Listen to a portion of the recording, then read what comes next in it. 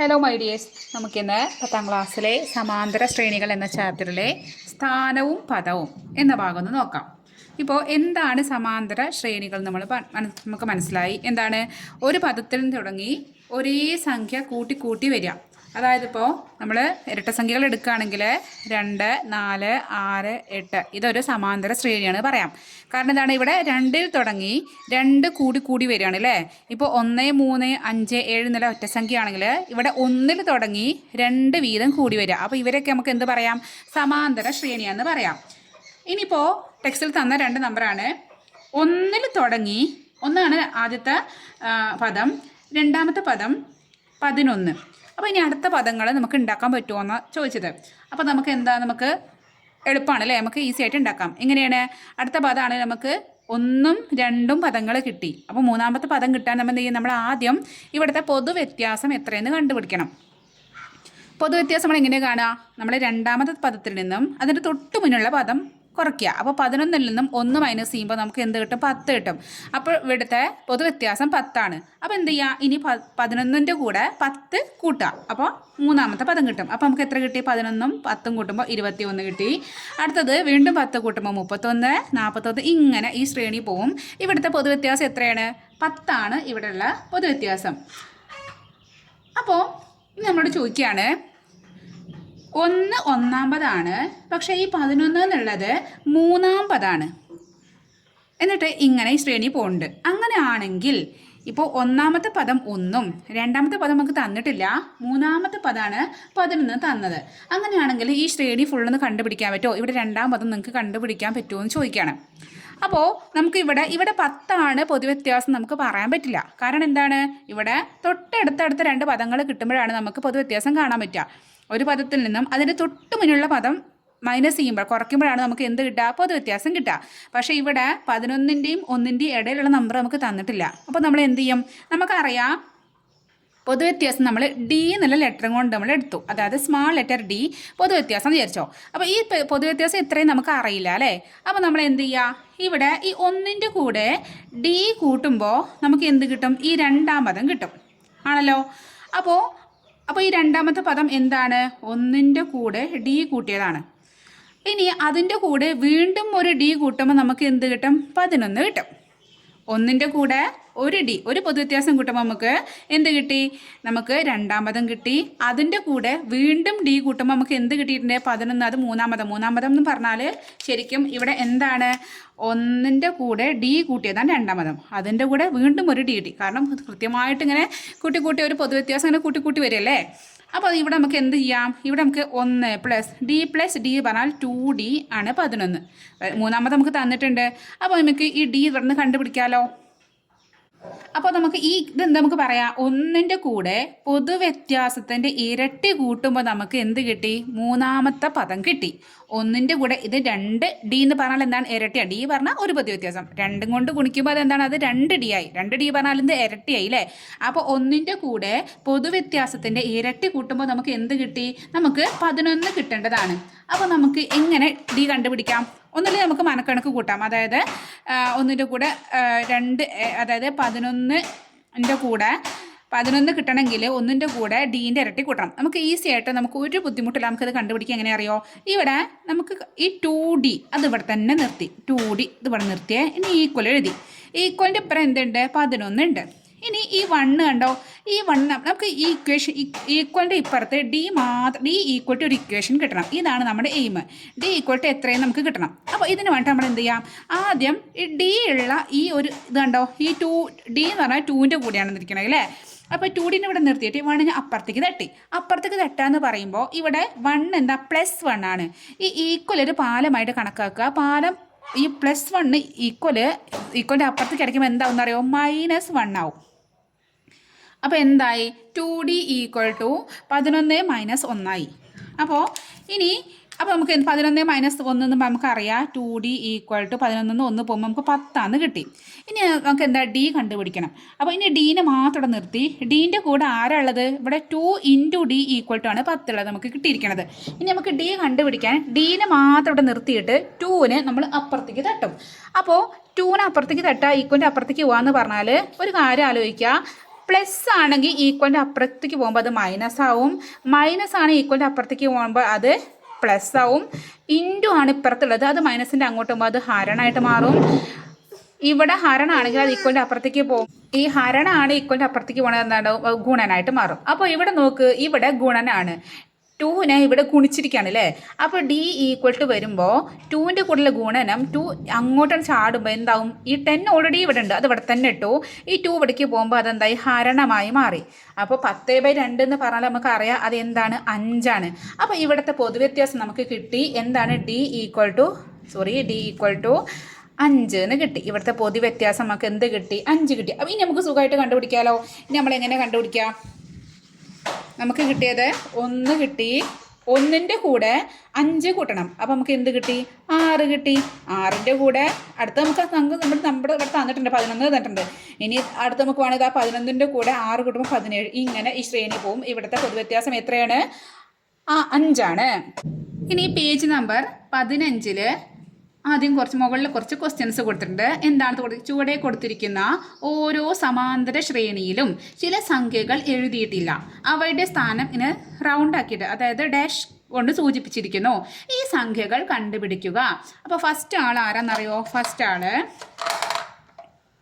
ആദ്യത്തെ ആളേതാ ഇങ്ങനെ തന്നിട്ടുണ്ട് 24, 42, പിന്നെ 2 ആൾക്കാരെ നമ്മൾ കണ്ടെത്തണം. അപ്പോൾ നമ്മുടെ എന്ത് ചെയ്യുക, ഇവിടെ അടുത്തടുത്ത 2 പദങ്ങൾ തന്നത് കൊണ്ട് തന്നെ നമുക്ക് പൊതുവ്യത്യാസം കാണാൻ ഇവിടെ സിമ്പിളാണ്. ഇവിടുത്തെ പൊതുവ്യത്യാസം കാണാൻ നമ്മൾ എന്ത് ചെയ്യാം, രണ്ടാം പദമായ 42-ൽ നിന്നും ഒന്നാം പദമായ 24 നമുക്ക് എന്ത് ചെയ്യണം, നമുക്ക് കുറയ്ക്കണം. അപ്പോൾ മൈനസ് ചെയ്യുമ്പോൾ 2-ൽ നിന്നും 4 കുറയ്ക്കാൻ പറ്റില്ല, 1 ഇവിടെ നിന്ന് വാങ്ങിച്ചു, ഇവിടെ 12 ആയി, 12 4 പോകുമ്പോൾ ഇവിടെ എന്തായി 8 ആയി. ഇവിടെ എന്തുണ്ട്, ഇവിടെ 3 ആണ്, 3-ൽ നിന്നും 2 പോകുമ്പോൾ 1. അപ്പോൾ ഇവിടുത്തെ പൊതുവ്യത്യാസം എത്രയാണ്, ഇവിടുത്തെ പൊതുവ്യത്യാസം 18 ആണ് അല്ലേ. അപ്പോൾ നമുക്ക് ഡി ഈക്വൽ ടു 18 കിട്ടി. അപ്പോൾ ഇനി എന്ത് ചെയ്യുക, ഇനി അടുത്ത ആളെ കിട്ടണമെങ്കിൽ എന്ത് ചെയ്യാം, ഈ 42 കൂടെ 18 കൂട്ടണം. അപ്പോൾ നമുക്ക് കൂട്ടി നോക്കാം. 42 പ്ലസ് 18, 8ഉം 2ഉം 10, 1 ശിഷ്ടണ്ട്, 4ഉം 1ഉം 5, 5ഉം 1 6. അപ്പോൾ എന്ത് കിട്ടി, 60 എന്ന് കിട്ടി. അപ്പോൾ ഇവിടുത്തെ ഉള്ളൊരു നമ്പർ നമുക്ക് 60 കിട്ടി. ഇനി അടുത്തത് എന്താണ്, 60ൻ്റെ കൂടെ 18 കൂട്ടുമ്പോൾ 60ഉം 10ഉം 70, പിന്നെ 78 ആയി. അപ്പോൾ 2 നമ്പറുകൾ നമ്മൾ കണ്ടെത്തി.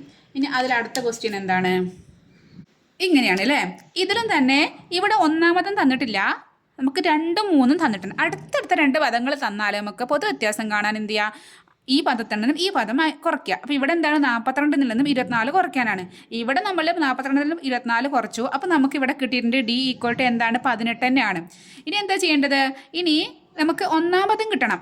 അതായത് രണ്ടാമത് നമുക്ക് തന്നിട്ടുണ്ട്, ഒന്നാമതും കിട്ടണം. എന്താ ചെയ്യുക, നമ്മൾ ഈ രണ്ടാമത് എടുത്തിട്ട് അതിൽ നിന്നും ഈ പൊതുവ്യത്യാസം അങ്ങോട്ട് കുറയ്ക്കുക.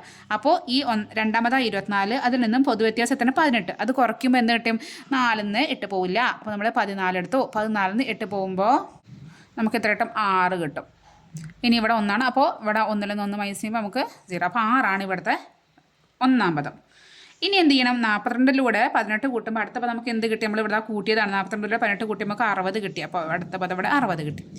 ഇനി അടുത്ത ക്വസ്റ്റ്യൻ 3. ഇവിടെ നോക്ക്, ഇവിടെ നമുക്ക് 1ഉം 2ഉം പദങ്ങൾ തന്നിട്ടില്ല, പക്ഷേ 3ഉം 4ഉം തന്നിട്ടുണ്ട്. അപ്പോൾ നമുക്ക് 3 അടുപ്പിച്ച് 2 പദങ്ങൾ തന്നതുകൊണ്ട് നമുക്ക് ഇവിടുത്തെ പൊതുവ്യത്യാസം 24-ഉം 42-ഉം ഇവിടുത്തെ അതേ പദങ്ങളായതുകൊണ്ട് തന്നെ ഇവിടുത്തെ ഡി എന്താണ്, 18 തന്നെയാണ്. വീണ്ടും 42-ന്ന് 24 കുറയ്ക്കേണ്ട ആവശ്യമില്ല. ഇനി നമുക്ക് എന്ത് ചെയ്യണം, അടുത്ത പദം എന്ത് ചെയ്യണം, ഇവിടെ രണ്ടാം പദം കിട്ടണമെങ്കിൽ തൊട്ട് മുന്നുള്ള പദത്തിൽ നിന്നും ഇങ്ങോട്ട് വരാണെങ്കിൽ കുറച്ച് വരും, അങ്ങോട്ടാണ് കൂട്ടി വരണം. ഇങ്ങോട്ട് ബാക്കിലോട്ട് വരാണെങ്കിൽ പൊതുവ്യത്യാസം കുറയ്ക്കുക, മുന്നിലോട്ട് പോകുകയാണെങ്കിൽ പൊതുവ്യത്യാസം കൂട്ടുക. ഇപ്പോൾ 24 തന്നിട്ടുണ്ട്, തൊട്ട് മുന്നിലുള്ളത് കിട്ടണമെങ്കിൽ എന്താ ചെയ്യുക, പൊതുവ്യത്യാസം കുറയ്ക്കണം. 24-ൽ നിന്നും 18 കുറയ്ക്കുമ്പോൾ നമുക്ക് ഇവിടെ കിട്ടിയിട്ടുണ്ട് 6 കിട്ടിയിട്ടുണ്ട്. വീണ്ടും നമുക്ക് കുറയ്ക്കേണ്ട ആവശ്യമില്ല. ഇനി നമുക്ക് കുറയ്ക്കണം, അടുത്ത ആളെ കിട്ടണമെങ്കിൽ 6-ൽ നിന്നും വീണ്ടും എന്ത് കുറയ്ക്കണം, 18 കുറയ്ക്കണം. അപ്പോൾ ഞാനിത് ഇവിടെ ചെയ്യാണ്, എങ്ങനെയാണ് ചെയ്യാണ്, 6 മൈനസ് 18. അപ്പോൾ ഞാൻ കഴിഞ്ഞ ക്ലാസ്സിൽ പറഞ്ഞിരുന്നു 1 പ്ലസ് 1 മൈനസ്. അപ്പോൾ എന്താ ചെയ്യുക, ഇവിടെ 6 എന്നുള്ളത് പ്ലസ്സും, അതായത് പോസിറ്റീവ് സൈനും, മൈനസ് 18 എന്നുള്ളത് മൈനസ് ആകുമ്പോൾ എന്താ ചെയ്യുക, വലുതിൽ നിന്നും ചെറുത് കുറച്ച് വലുതിൻ്റെ ചിഹ്നം ചേർക്കണം. ഇവിടെ വലുത് ഏതാണ്ട് 18ആണ്. 18-ൽ നിന്നും എന്ത് ചെയ്യുക, 6 കുറയ്ക്കണം. അപ്പോൾ 18 മൈനസ് 6 ചെയ്യുമ്പോൾ 8-ന്ന് 6 പോകുമ്പോൾ 2 കിട്ടും, ഈ 1 ഉണ്ട്. അപ്പോൾ ഇവിടെ 12 കിട്ടി.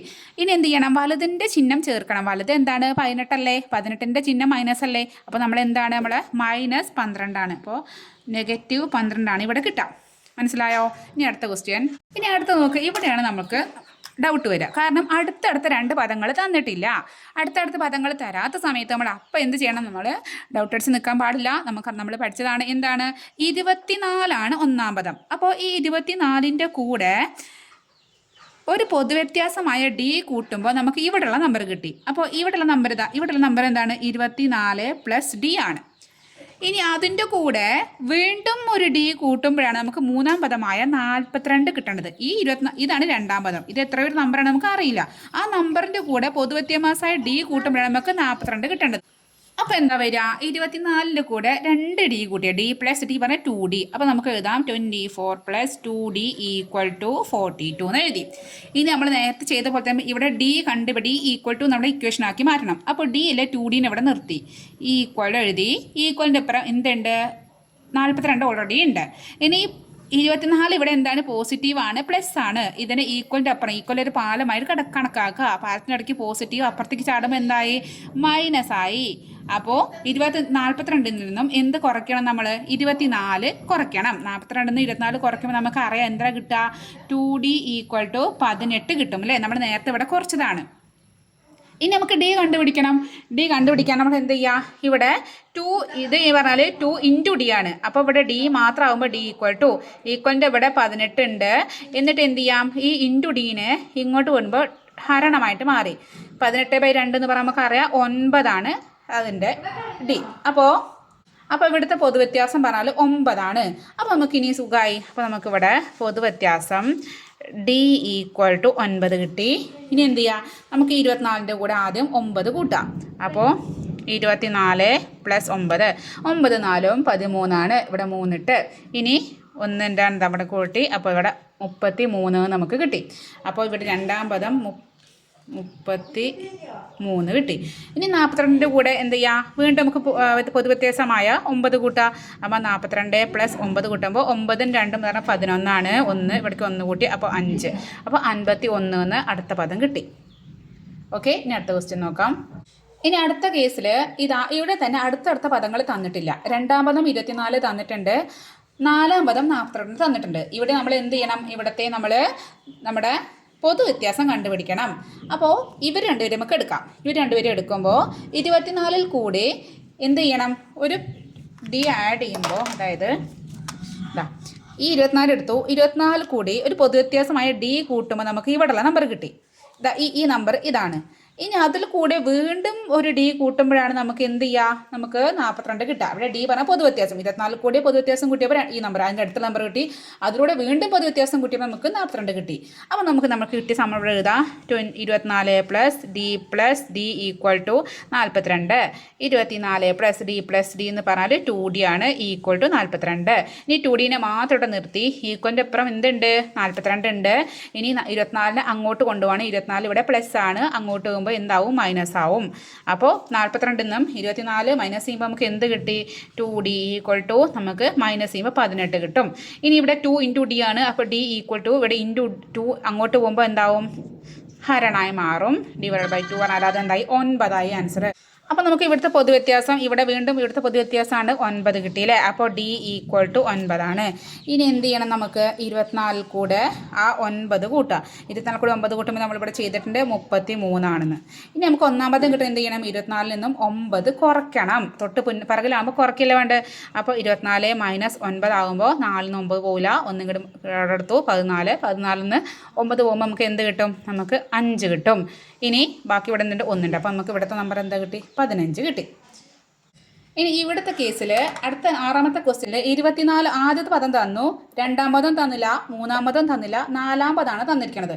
അപ്പോൾ നമുക്ക് എങ്ങനെ രണ്ടാം പദം കണ്ടെത്താം? നമ്മുടെ കയ്യിൽ നമുക്കറിയാം 24 കൂടെ ആദ്യ പദത്തിൽ കൂടെ പൊതുവ്യത്യാസമായ ഡി കൂട്ടുമ്പോൾ എന്തായി? നമുക്കിവിടെ എന്ത് കിട്ടി? രണ്ടാം പദം കിട്ടി. അതിലൂടെ വീണ്ടും ഒരു ഡി കൂട്ടുമ്പോൾ ഇവിടെ എന്ന് പറഞ്ഞാൽ 24 + ഡി ഓൾറെഡി ഇവിടെ ഉണ്ട്. അതിൻ്റെ കൂടെ ഒരു പൊതുവ്യത്യാസം കൂടി കൂട്ടുമ്പോൾ നമുക്ക് എന്ത് കിട്ടി? ഈ പദം കിട്ടി. അപ്പോൾ 24 + ഡി + ഡിക്ക് നമ്മൾ എന്താണ്? 24 + 2D എന്ന് എഴുതാം ഇതിന് പകരം. ഇതാണ് ഇത് ഈ പദം, ഇത് ഈ പദം. അപ്പോൾ ഇതെന്തായിരിക്കും? ഇതെന്ന് പറഞ്ഞാൽ ഈ 24 + 2D ഉണ്ട്. അതിലൂടെ വീണ്ടും ഒരു ഡി കൂട്ടാം. അപ്പോൾ നമുക്ക് നാലാം പദം കിട്ടും. അപ്പോൾ എന്ത് വന്നു? 24 + 2D + ഡി എന്ന് പറഞ്ഞാൽ നമുക്ക് പറയാം അതിനെന്താണ്? 3D 3D എന്ന് പറയാം. അപ്പോൾ നമുക്ക് കിട്ടി അതെന്താണ് 24 + 3D ആണ് നമുക്ക് 42 തന്നിരിക്കുന്നത്. അപ്പം നമുക്ക് എഴുതാം, ഇവിടെ എഴുതാം 24 + 3D = 42 കിട്ടിയിട്ടുണ്ട്. ഇനി ഇതിൽ നിന്നും നമുക്ക് നേരത്തെ ചെയ്ത പോലെ തന്നെ എന്ത് ചെയ്യുക, ഇവിടെ നമുക്ക് ഡി ഉള്ള ഇത് 3ൻ്റെ കൂടെയാണ്. അപ്പോൾ 3D ഇവിടെ എഴുതി, ഈക്വലിൻ്റെ അപ്പുറത്ത് 42 ഉണ്ട്, 24 ഇവിടെ പ്ലസ് ആണ്, അതിന് അങ്ങോട്ട് പോകുമ്പോൾ മൈനസായി, -24 അപ്പോൾ 3D = 42 നിന്നും 24 കുറയ്ക്കുമ്പോൾ നമുക്കറിയാം അത് 18 ആണ് കിട്ടുക. ഇനി ഇവിടെ 3 × D = 18. അപ്പോൾ ഡീന് ഈക്വൽ ആകുമ്പോൾ × 3 ആകുമ്പോൾ ഇവിടെ ഗുണനാണ്, ഗുണനം ഈക്വലിൻ്റെ അങ്ങോട്ട് പോകുമ്പോൾ എന്താവും, ഹരണായി മാറി, /3. 18നെ 3 കൊണ്ട് ഹരിക്കുമ്പോൾ നമുക്ക് എന്ത് കിട്ടും, 6. 3 6 18. അപ്പോൾ നമുക്ക് എന്ത് കിട്ടി, ഇവിടുത്തെ D = 6 എന്ന് കിട്ടി. ഇനി നമുക്ക് ഇവിടുത്തെ പദങ്ങൾ സുഖമായിട്ട് കണ്ടെത്താലോ. 24 കൂടെ ആദ്യം എന്ത് ചെയ്യുക, 6 കൂട്ടുക. 24 കൂടെ 6 കൂട്ടുമ്പോൾ എന്താണ്, 24 6 30 കിട്ടി. 30 കൂടെ വീണ്ടും 6 കിട്ടുമ്പോൾ നമുക്ക് എന്ത് കിട്ടി, 36 കിട്ടി. അപ്പോൾ ഇങ്ങനെ എത്രാമത്തെ 2 പദങ്ങൾ കിട്ടുക, അത് അടുത്തടുത്ത പദങ്ങൾ വേണമെന്നില്ല, എവിടെയുള്ള പദങ്ങൾ കിട്ടിയാലും നമുക്ക് എന്ത് ചെയ്യാം, നമുക്ക് ഈ ടെക്നിക്ക് വെച്ചിട്ട് നമുക്ക് അതിലെ അടുത്ത പദങ്ങളും ഒക്കെ നമുക്ക് കണ്ടുപിടിക്കാം. അപ്പോൾ ഇന്ന് ഇത്ര മതി. അപ്പോൾ ക്ലാസ്സുകൾ ഇഷ്ടപ്പെടുകയാണെങ്കിൽ നിങ്ങളെ മലയാളം മീഡിയം പഠിക്കുന്ന കൂട്ടുകാർക്ക് ഷെയർ ചെയ്ത് കൊടുക്കണം. പിന്നെ നിങ്ങളെ സബ്സ്ക്രൈബ് ചെയ്യാതെ കാണുന്ന കുട്ടികൾ ഒന്ന് സബ്സ്ക്രൈബ് ചെയ്ത് സപ്പോർട്ട് ചെയ്യണേ, ലൈക്ക് ചെയ്യുകയും ചെയ്യണം കേട്ടോ.